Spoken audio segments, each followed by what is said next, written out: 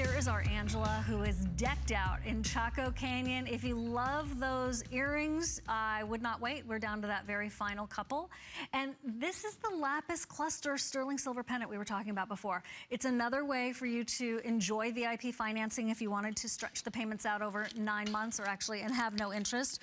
Or for $75, about $76 a month with PayPal or any of the credit cards. I just want you to know you can spend your thrill in a piece of jewelry that way too, right? Because you don't see this every day, for goodness sakes. Made in the USA, and there's that halo effect. Kind of reminds me of the squash blossom, right? It does, and especially the cluster effect. And again, a lot of the Navajo artisans go look for their inspiration out in the land. And for here, the artisan here is Thomas Yazzie. This is Afghanistan Lapis, and he's been a silversmith for over 30 years. And this is what he does for a living. And just by looking at it, it's truly a work of art.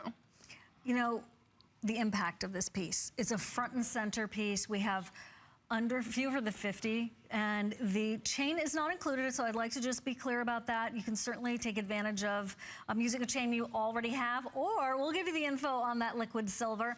Made in the USA. 925 sterling silver. So you've got your precious sterling silver. You have the focal point of that lapis. Huge piece of center, soft, triangle, trilliant-shaped lapis, and then all of those ovals, all bezel set. And I don't know if you saw this before, but oh my gosh, that mirror finish to the sterling, and it's stamp .925. The responsibility mark is right back there. A movable bail. I mean, it really has everything you could possibly want in a big, good pendant that's not going to overwhelm you. Right? It's a focal point for sure, but it's not like so big you couldn't wear it to the office or frequently.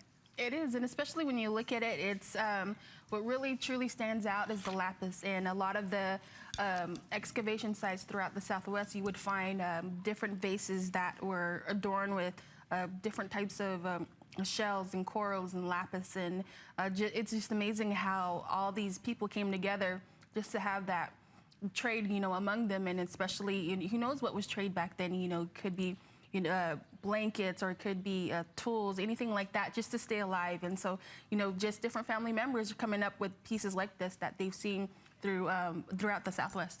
Well, of course, they would love turquoise, right? We all do. And then a traveler maybe coming through from a distant land, bringing lapis. Well, that looks very similar to something we know and love. Can you imagine the first time that they saw lapis, how exciting that must have been, and how they must have felt like, wow, yes, I will trade you all these crops for the lapis, because it would have been a treasure, and it still is to this day.